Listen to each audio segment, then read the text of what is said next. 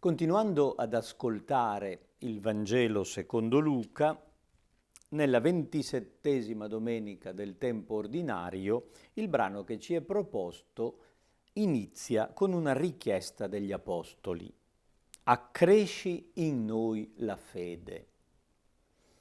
Abbiamo insistito nelle domeniche precedenti sul tema della sapienza e in fondo la richiesta degli apostoli sulla fede equivale alla conoscenza piena del progetto di Dio. Facci comprendere qual è il tuo stile, il tuo progetto, la tua mentalità. E Gesù inizia dicendo: basterebbe un attimo di fiducia, ne basta poca fiducia per lasciarsi portare, per raggiungere il risultato. Immagini paradossali come i monti spostati in mare vogliono dire ciò che è umanamente impossibile diventa facile se lasci che il Signore operi.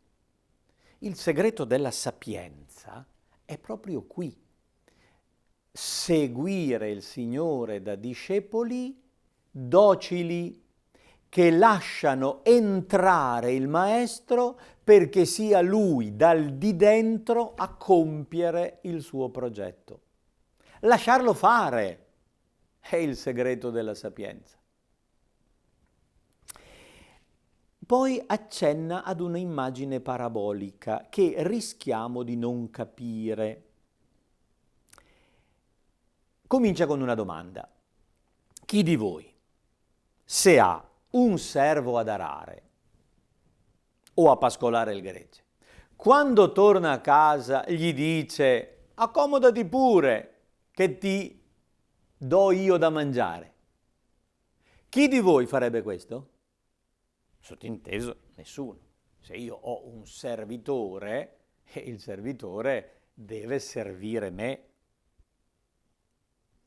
Ma ti senti obbligato nei confronti del servitore? Se ha fatto il suo dovere, perché devo sentirmi obbligato? Ecco, questa è la mentalità umana, quella del padrone che usa il servo. Ed è quella da superare. Qualche domenica fa, esattamente la 19ª domenica del tempo ordinario, abbiamo ascoltato, sempre dal Vangelo secondo Luca, un brano del capitolo 12, in cui Gesù promette: beati quei servi che il padrone alla sua venuta troverà svegli. In verità vi dico, si stringerà le vesti, li farà mettere a tavola e passerà a servirli. Chi di voi lo farebbe? Voi no, ma io sì. Il Signore promette: se vi trovo svegli, passo io a servirvi, vi faccio accomodare a tavola e vi servo da mangiare. Il vostro atteggiamento deve essere quello di servi senza pretese. La traduzione con l'aggettivo inutile non mi piace. Ormai è entrato nel nostro abituale modo di pensare e di esprimerci, ma non rende bene, secondo me, il senso dell'originale. Non è questione di servi che non hanno utilità. Abbiamo fatto quello che dovevamo, siamo semplicemente dei servi? Siamo servi senza pretese. Ecco il punto delicato.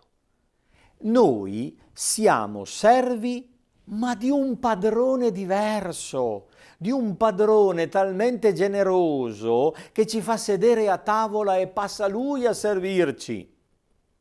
Il segreto della sapienza è nel non avere pretese, cioè nel non pretendere che lui faccia quello che vogliamo noi. Se riconosciamo di essere servi, dipendenti, creature limitate, che si mettono al suo seguito, siamo fortunati, senza che noi pretendiamo nulla, fa molto di più di quello che chiediamo, ci aspettiamo e ci meritiamo. Ecco il segreto della sapienza. Il profeta Abacuc, nella prima lettura, anticipa questa rivelazione di Gesù. Si lamenta con il Signore di essere costretto a vedere oppressione, ingiustizia, rapina, violenza. Fino a quando, Signore? Ma è possibile che non succeda niente? Dice di mettersi in attesa come una sentinella.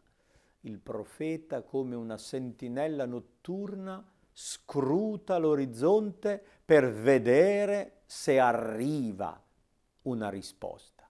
E la risposta giunge. Il Signore gli promette: il giusto vivrà per la sua fede.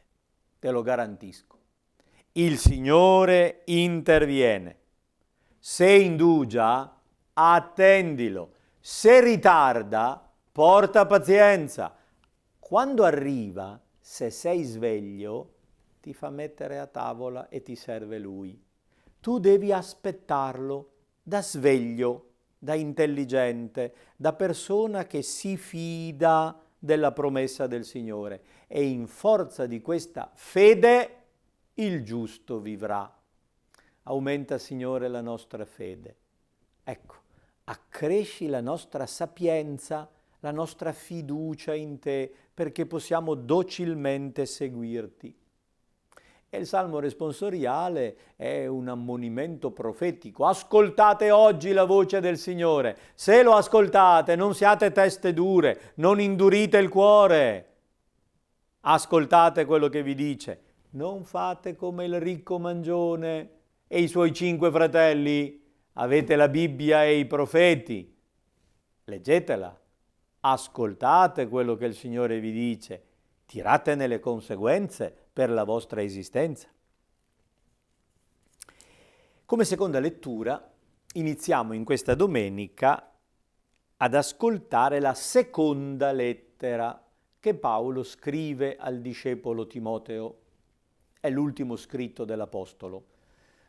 Nell'imminenza della sua morte violenta, Paolo manda al discepolo una specie di testamento spirituale, in cui gli chiede di ravvivare il dono di Dio che è in lui mediante l'imposizione delle mani. Nell'originale greco si capisce bene che quel ravvivare indica l'azione di togliere la cenere per dare nuova vitalità alla brace, in modo che il fuoco riprenda ad ardere. C'è un dono di Dio in noi. Per l'imposizione delle mani allude all'ordinazione del discepolo, ma noi possiamo intendere ogni sacramento. Il battesimo anzitutto, il dono dello Spirito, è un fuoco che è stato acceso in noi.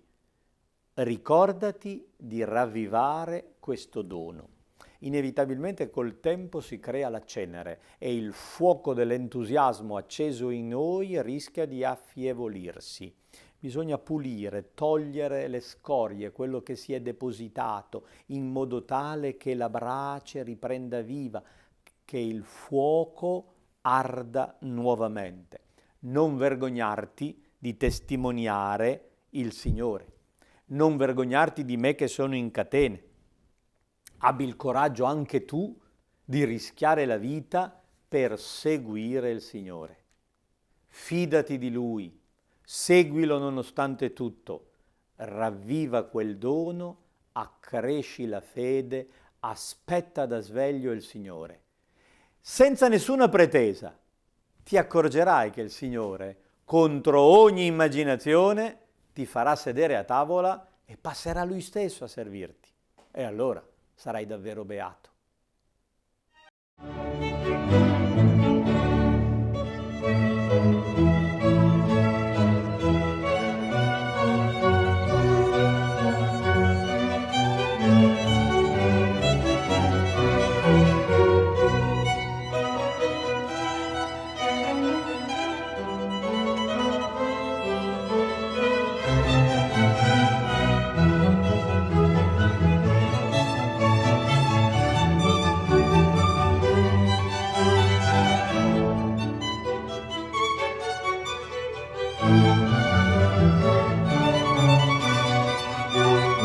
Luca.